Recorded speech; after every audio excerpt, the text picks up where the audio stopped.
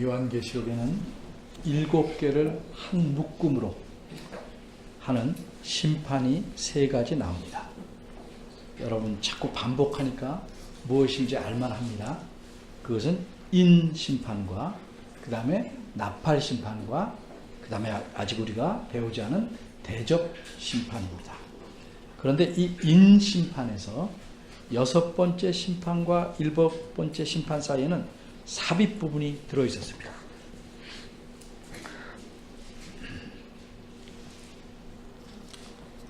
그리고 나팔심판에서도 6번째 심판과 7번째 심판 사이에 삽입 부분이 들어있습니다. 이 6번째와 7번째 나팔심판 사이에 있는 삽입 부분은 지난주에 설교한 요한계시록 10장과 오늘 본문인 11장 1절에서 13절까지입니다. 이 삽입 부분에서 앞부분이 요한계시록 10장이고 뒷부분은 11장에서 11장 1절에서 13절입니다. 이 뒷부분을 내용에 따라 나누면 1절과 2절이 한 문단이고 3절에서 13절 이렇게 두 문단으로 나눌 수 있습니다. 따라서 이 두 문단을 묶어서 셋으로 나누어 생각해 보려고 합니다. 그런데 오늘은 첫 문단, 즉 첫째 질문 한 가지만 살펴보려고 합니다. 첫째, 성전과 그 청량은 무엇을 의미하는가? 둘째, 두 증인이란 누구 또는 무엇을 의미하는가? 셋째, 두 증인의 오늘날과 앞날은 어떠한가? 이 중에서 첫 번째 것만 오늘 살펴보려고 합니다. 첫째, 성전과 그 청량은 무엇을 의미하는가? 먼저 첫 문단인 1절과 2절을 생각해 보겠습니다. 1절을 보면 누군가 요한에게 지팡이 같은 갈대를 주었고 요한에게 어떤 명령을 내립니다. 1절은 이렇게 갈대를 주고 명령을 내린 분이 누구인지를 말하고 있진 않습니다. 그러나 10장과 연결해 보면 그는 누군가 하면 손에 들고 있던 작은 책을 요한에게 주면서 먹으라 한 천사입니다. 이 천사가 요한에게 갈대를 준 이유는 그가 말한 명령에서 우리가 알 수 있습니다. 우리가 길이를 재는 자가 없을 때 손바닥을 쫙 빼서 이렇게 몇 뼘이 되는지를 잽니다. 또 나무의 둘레를 재려고 할 때 줄자가 없으면 두 팔로 나무를 안아서 몇 아름이나 되는지를 보게 됩니다. 그런데 요한계시록을 쓰던 당시에는 길이를 재는 자로서 파피루스를 사용했습니다. 파피루스는 갈대, 강가에 나는 갈대의 한 종류로서 이것을 종이를 만드는 데 쓰기도 하지만 길이를 재는 용도로 사용합니다. 그러니까 고든 것을 사용합니다. 그래서 이 고든 파피루스이기 때문에 1절에서는 지팡이 같은, 우리는 꼬불꼬불한 지팡이 생각하는데 그런 지팡이 아닙니다. 지팡이 같은 갈대라고 표현한 것입니다. 이 갈대를 주면서 천사가 한 말은 이 갈대로 청량하라, 즉 재어보라고 말씀합니다. 그런데 요한이 청량할 대상은 셋입니다. 하나님의 성전과 제단과 그 안, 즉 성전 안에서 경배하는 자들입니다. 그런데 성전이야 제단은 갈대로 재어볼 수 있겠지만 경배하는 사람들은 어떻게 재어야 합니까? 따라서 우리가 성경 말씀을 이해하려면 항상 억지스럽지 않고 자연스럽게 해야 합니다. 갈대로는 성전이나 제단을 잴 때 사용하라는 것이고 경배하는 사람들은 갈대로 그들의 키가 얼마나 큰지를 재라는 것이 아니고 갈대를 사용하지 않고 사람들의 수를 세면 될 것입니다. 그런데 본문을 보면 요한이 천사의 말씀을 들은 바대로 당연히 순종해서 청량했겠지만 요한이 청량했다는 사실을 따로 말하지 않습니다. 뿐만 아니라 청량한 결과 성전이나 제단의 길이가 각각 얼마인지 본문에서 말하고 있지 않습니다. 또 성전 안에서 경배하던 사람들도 모두 몇 명인지 오늘 본문에서 전혀 말하고 있지 않습니다. 왜 그럴까요? 이렇게 청량하라고 말한 천사나 이 천사를 보내신 하나님께서 성전과 제단의 길이를 몰라서 또 그 안에서 경배하는 자들이 몇 명인지 몰라서 요한에게 재어보라고 한 것은 아닙니다. 하나님은 어떤 분이십니까? 예수님께서 제자들에게 너희를 미워하는 자들을 두려워하지 말라 하는 의미로 이렇게 말씀하신 적이 있습니다. 마태복음 10장에 나오는데 몸은 죽여도 영혼은 능히 죽이지 못하는 자들을 두려워하지 말고 오직 몸과 영혼을 능히 지옥에 멸하실 수 있는 이를 두려워하라. 참새 2마리가 한 아사리온에 팔리지 않느냐? 그러나 너희 아버지께서 허락하지 아니하시면 그 하나도 땅에 떨어지지 아니하리라. 그런데 너희에게는 머리털까지 다 세신 바 되었나니 두려워 말라. 너희는 많은 참새보다 귀하니라. 이 말씀에서 잘 드러난 바대로 하나님께서는 머리털의 수까지도 다 아시는 분. 그러기에 요한에게 성전과 제단과 경배하는 자들 청량하라고 명한 것은 그 길이나 사람들의 수를 아시려 하는 것이 아닙니다. 그럼 왜 이런 명령을 하셨을까요? 그 이유는 요한에게 청량의 대상이, 청량해야 될 대상이 무엇인지를 알려주시려는 것입니다. 그러게 2절을 보면 청량하지 않아야 할 대상을 알려줍니다. 성전 밖 마당은 청량하지 말고 그냥 두라. 이렇게 말씀합니다. 바꿔 말해서 천사는 어떤 것들은 청량하고 다른 어떤 것은 청량하지 말라고 했는데 왜 그랬을까? 이것은 청량한다는 것이 어떤 의미를 갖는지를 알면 이해가 됩니다. 요한은 구약 성경을 익히 아는 유대인이기 때문에 이 청량하는 것이 구약 성경에서 무엇을 의미하는지를 잘 알고 있습니다. 우리도 어렵지 않게 알 수 있는데 제가 예를 들어 보겠습니다. 이 예배당을 지으려고 할 때 먼저 전문적인 측량 기사가 나와서 땅을 측량했습니다. 왜 합니까? 건물을 지으려면 남의 땅에 들어가면 안 됩니다. 우리 교회에 속한 땅을 측량하기 위해서입니다. 그리고 정확히 어디서 어디까지인가가 우리 교회에 속한 땅인지 알기 위해서 측량한 것입니다. 그래야 우리 교회의 땅에 이 교회당 건물을 짓고 또 땅 전체에 비해서 법적으로 허락된 비율만 건축할 수 있기 때문입니다. 그런데 지금 청량하라는 것이 땅이 아니고 성전과 제단인데 이건 이미 세워져 있는 것입니다. 눈에 보이고 있습니다. 그런데도 청량해 보려는 것은 이것이 누구에게 속하는 것인지를 알게 하려는 겁니다. 성전과 제단 그리고 그 안에서 경배하는 사람들만 하나님께 속한 것임을 나타내시려는 겁니다. 그것을 요한에게 알리시려는 겁니다. 이처럼 청량한다는 것은 청량되는 대상이 그것만이 하나님의 것임을 의미하는 것입니다. 천사가 하나님의 성전과 제단과 그 안에서 경배하는 자들을 청량하되 성전 밖 마당은 청량하지 말라 이렇게 말씀했기 때문에 천사는 요한에게 환상을 통해서 이상을 통해서 청량할 대상이 무엇이고 안 해야 할 대상이 무엇인지를 보여주는 겁니다. 바꿔 말해서 어떤 것은 하나님께 속했고 어떤 것은 아닌지를 알려주시는 겁니다. 그럼 요한이 지금 보고 있는 청량해야 되는 보고 있는 성전과 제단은 어떤 것인가? 크게 말해서 두 가지 견해가 있습니다. 우선 글자 그대로 실제 성전과 제단이라고 생각하는 견해가 있습니다. 다른 하나는 성전과 제단을 상징적으로 생각하는 견해입니다. 여러분 이 둘 중에 어떤 것이 더 성경적으로 옳다고 생각하는지 나름대로 제 설교를 들으면서 한번 머릿속에 생각해 보시면 유익할 것입니다. 성전과 제단을 실제적에서 보는 견해는 다시 둘로 나뉩니다. 하나는 헤롯 왕이 지은 헤롯 성전을 지금 보여주고 있다 하는 입장입니다.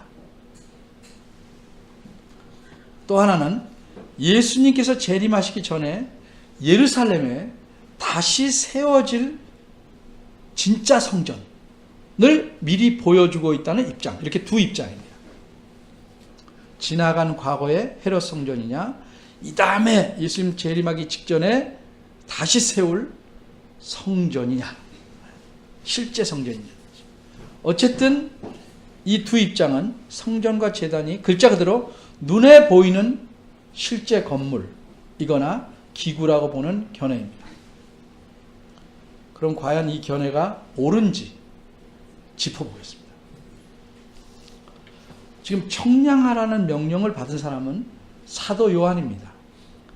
헤롯이 지은 성전은 요한이 지금 이상, 환상을 보고 있는 때로부터 20년이 훨씬 지난 과거에 이미 로마 군대에 의해서 무너졌습니다.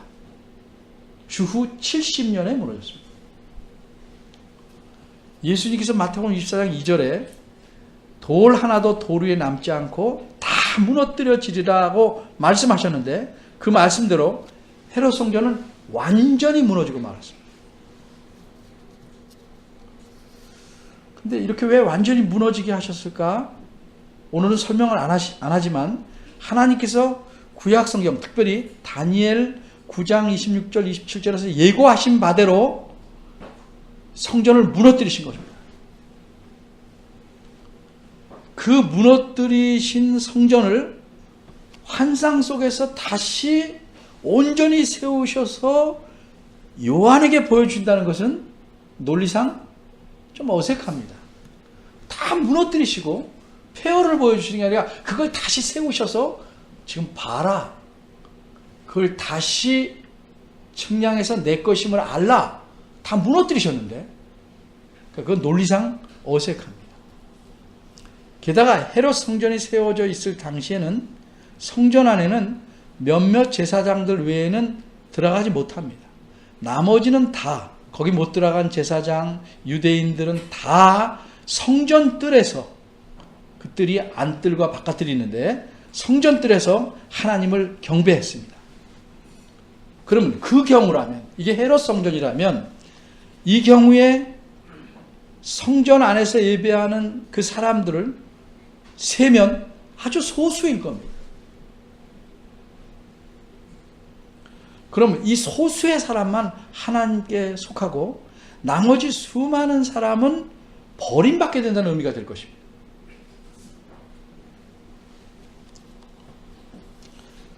과연 이렇다면 요한계시록 7장 특별히 9절에서 하나님께 구원 얻은 자들이 능히 셀 수 없는 큰 무리가 흰옷을 입고 보좌와 어린 양 앞에 서 있다는 말씀으로 표현했는데 이것과 맞지 않습니다. 따라서 헤롯 성전을 보고 있다는 것은 논리에 성경적으로 맞지 않습니다. 그럼 요한이 보는 이 성전과 제단은 헤롯 성전이 아니라 예수님이 재림하시기 전에 예루살렘에 다시 세워질, 이것을 주장한 사람은 유대인들이 다시 세운다고 말하는데 그들이 세울 새로운 성전일까? 이 입장도 옳지 않습니다. 왜냐하면 성경 어느 곳에서도 예수님께서 다시 오시기 전에 예루살렘에, 유대 땅 예루살렘에 성전이 다시 세워질 것이라고 가르치지 않고 있기 때문입니다. 오히려 성경은 아주 명백하게 예수님께서 십자가에 달려 죽으시고 다시 살아나심으로써 구원을 다 이루신 후로는 더 이상 건물로서 성전은 필요 없다, 이렇게 가르치고 있습니다. 그럼 어째서 예수님께서 이 세상에 오신 이후로는 건물로서, 구약시대에 건물로 존재했는데 건물로서 성전이 더 이상 필요하지 않은가? 그 이유는 크게 두 가지. 첫째는 예수님 자신이 성전이시기 때문입니다. 그럼 구약시대의 성전들은 예수님을 가리키는 그림자 역할을 한 것입니다. 요한복음 2장 13절에서 22절을 보면 예수님께서 6월절에 헤롯 성전 구역에 들어가셔서, 이건 바깥들입니다, 장사하는 자들과 짐승들을 다 내쫓았습니다. 그리고 말씀하셨습니다. 너희가 이 성전을 헐라 내가 사흘 동안에 일으키리라. 우리가 잘 아는 말씀입니다. 이 말씀을 유대인들은 물론이고 예수님의 제자들도 그 당시에는 이해하지 못했습니다. 다행히 제자들은 예수님께서 부활하신 후에야 예수님 말씀하신 성전의 의미를 깨닫고 믿게 되었다고 22절에서 기록합니다. 그래서 요한은 이 사건을 이야기하면서 21절에서 이렇게 말합니다.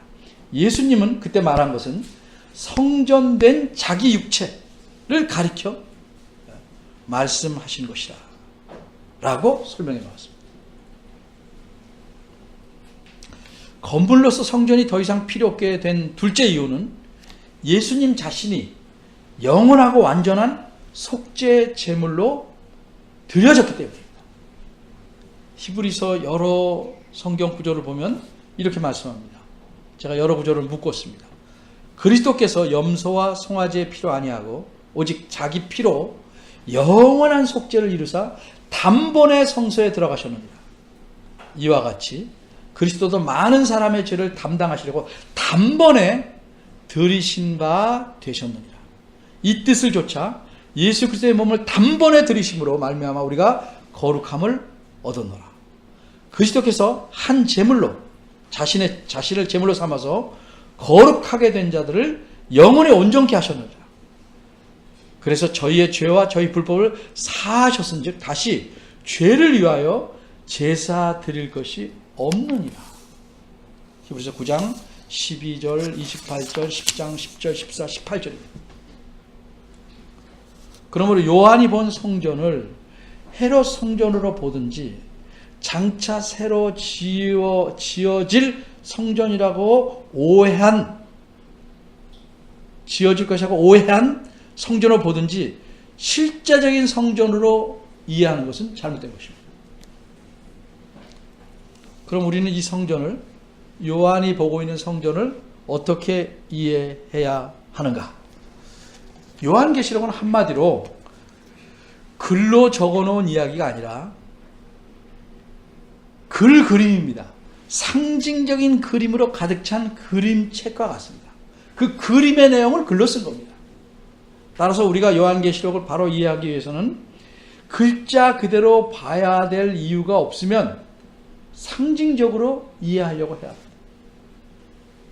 그런데 여기서 우리가 염두에 둬야 할 점은 상징적이라는 말의 의미입니다. 상징적이라고 하면 실체가 없다는 뜻이 아니고 실체가 내가 눈에 보는 것과 같은 모양이 아닌 것이다 이거죠. 내가 눈에 보는 것 같은 그런 모양이 아니다 하는 의미에서, 실체는 있지만 그런 의미에서 상징적입니다. 예를 들어서 우리는 손가락이나 이렇게 두 팔로 혹은 그림으로써 이 하트 모양을 만들어 사랑을 표현합니다. 근데 이 하트 모양이 사랑의 상징이고 이것이 상징하는 사랑이 실체입니다. 이렇게 이해해야 됩니다. 사랑이 이렇게 생기진 않았습니다. 이렇게 생기지도 않았습니다. 그러나 사랑이라는 실체는 존재하는 것입니다. 그것을 상징으로 표현하는 겁니다. 손가락 둘 이런 거 가지고 왜 좋아합니까? 이게 상징하는 실체가 전달되기 때문에 그렇습니다. 그러니까 보는 내용으로 이해하는 것이 아니고 보는 내용이 보는 그 상징을 통해서 드러내는 실체로 이해하는 것이 상징을 바로 이해하는 것입니다.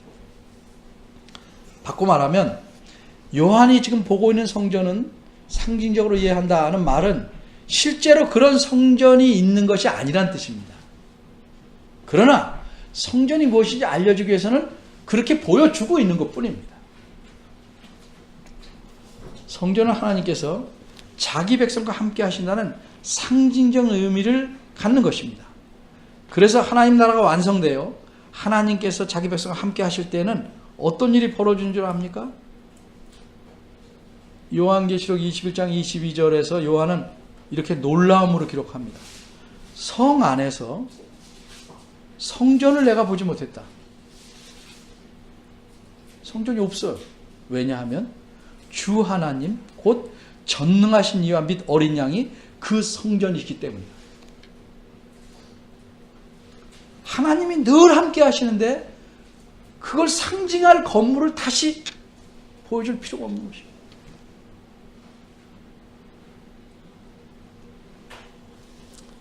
이제 천사가 1절과 2절 앞부분에서 말한 말씀의 내용을 다시 좀 더 살펴보겠습니다. 천사는 말씀하기를 성전과 제단과 그 안에서 경배하는 자들을 청량하되 성전 밖 마당은 청량하지 말라, 이렇게 말합니다. 요한이 지금 성전을 보고 있지만 이것은 마치 사랑의 상징인 하트 모양처럼 상징적인 성전입니다. 그럼 이 요한이 보는 그 환상, 이상에서 제단은 어떤 것일까? 성전의 뜰에 있는 번제단일까? 아니면 성소 안에 있는 분향단일까? 이 성전이라는 것이 무엇을 가리키는지를 알면 쉽게 대답을 얻을 수 있습니다.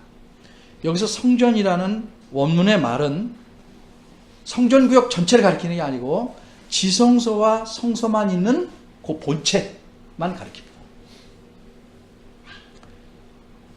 게다가 성전 바깥 마당, 즉 뜰은 안뜰이든 바깥뜰이든 청량하지 말라고 하셨으니 여기서 제단이라는 것은 원래 성전 뜰에 있습니다. 그러니까 성전 뜰에 있는 번제단이 아니고 제단을 청량하니까 성소 안에는 분향단을 가리킵니다.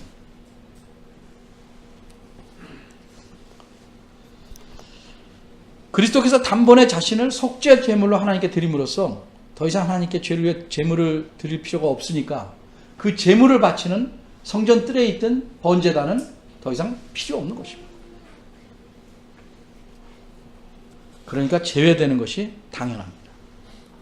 그럼 성전을 이렇게 상징적으로 이해한다면 무엇을 의미합니까? 우리가 하트를 만들어서 분홍색으로 칠하면 사랑은 분홍색인가? 그건 아니죠. 근데 그 사랑의 표시를 깜장색으로 하지는 않는다. 검정색으로. 제가 깜장이라고 그랬네요. 검정색으로는 하지 않는다. 사랑에 무슨 색깔은 없지만 그렇게 우리들이 표현한다. 앞에서부터 말씀드린 대로 이제 예수님께서 구원을 다 이루신 이후에는 건물로서 성전은 존재하지 않는 것이고 존재해서도 안 됩니다.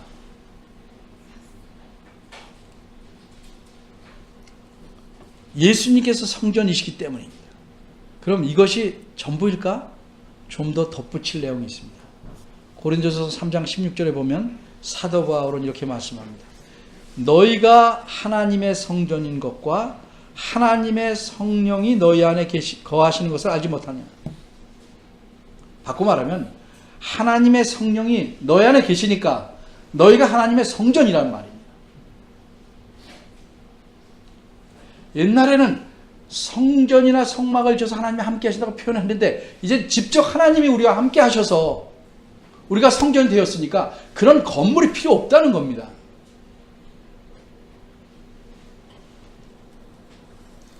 성전이란 하나님께서 함께 하심을 의미하는 것인데 우리가 예수님 믿어서 예수님과 연합되었습니다.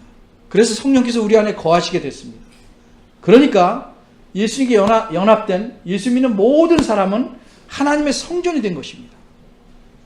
이렇게 예수님 믿는 모든 사람은 하나님의 소유로 청량된 것입니다. 2절을 좀 더 생각해 보겠습니다.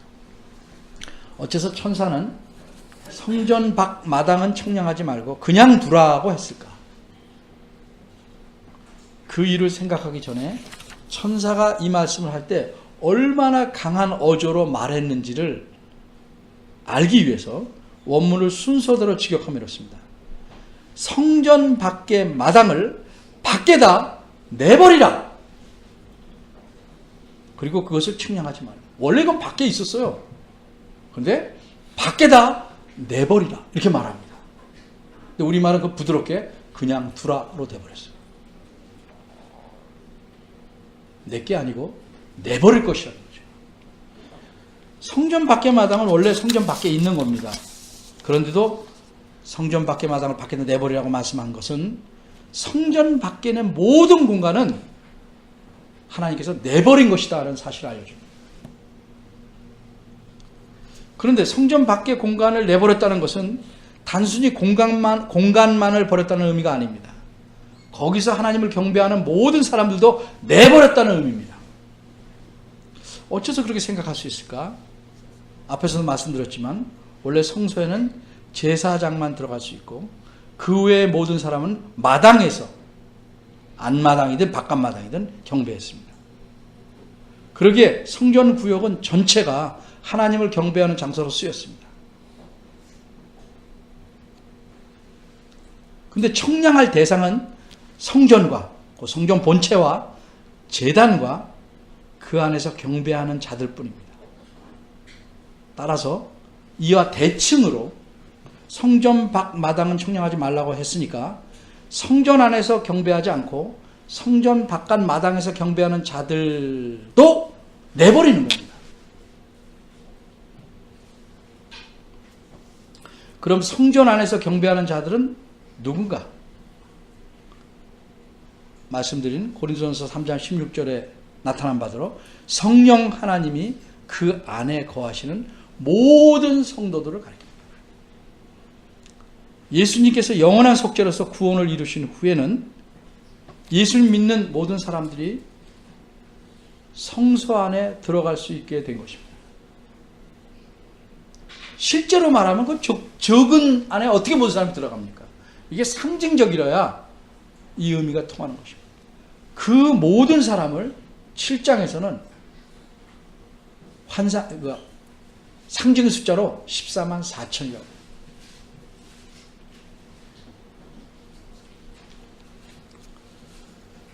그러면 성전 바깥 마당에서 경배하는 자들, 성소 안에 들어오지 못한 자들, 들어가지 않은 자들은 어떤 사람인가?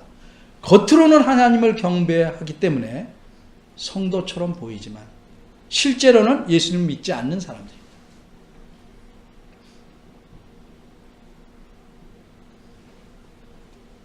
교회 안에 속했으나 교회를 다니지만 진짜 신자는 아닌 사람들입니다.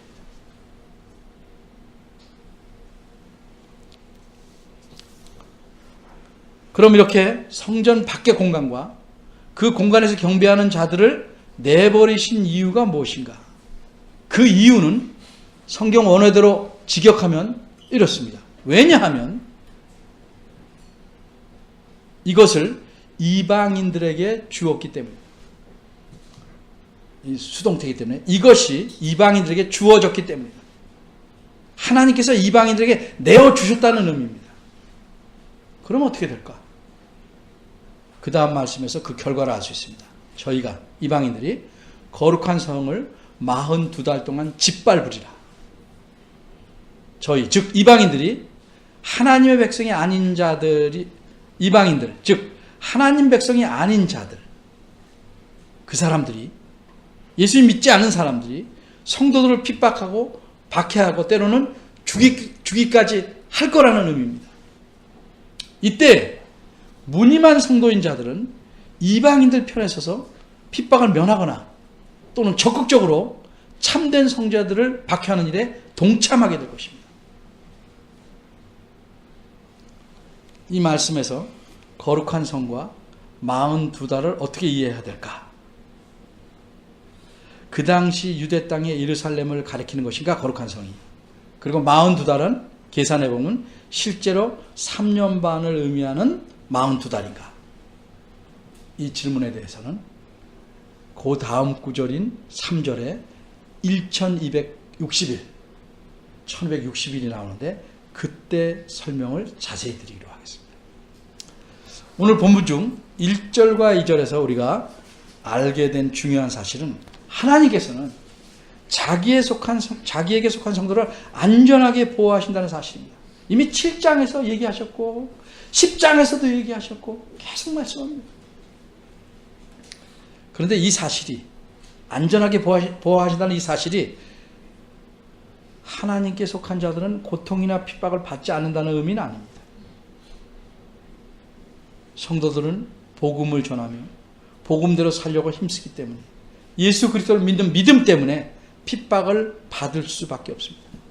이 세상이 그리스도를 미워하고 마침내 죽였듯이 이 세상은 그리스도를 따르는 자들을 미워할 것이고 어떻게 해서든지 죽음으로 내몰려고 합니다. 그렇지만 하나님께서는 그리스도의 제자들인 우리를 보호하셔서 궁극적으로 구원하실 겁니다. 그러므로 히브리서에서는 이렇게 하나님 말씀으로 권면합니다. 나의 의는 믿음으로 말미암아 살리라. 또한 뒤로 물러가면 내 마음이 그를 기뻐하지 아니하리라 하셨느니라. 이렇게 하나님 말씀을 소개한 다음에 우리는 뒤로 물러가 멸망할 자가 아니요 오직 영혼을 구원함에 이르는 믿음을 가진 자니라. 이렇게 말씀합니다. 여러분, 자신에게 유익이 없는 듯이 보이면 등을 보이고 돌아서는 얄팍한 믿음, 기복적인 믿음, 이런 믿음을 가진 자가 되지 말고 어떤 고난이 닥쳐도 뒤로 물러서지 않고 죽도록 신실하게, 이게 죽도록 충성하란 말입니다. 죽도록 신실하게 우리 주님을 섬기는 여러분 모두가 되기를 바랍니다. 기도하겠습니다.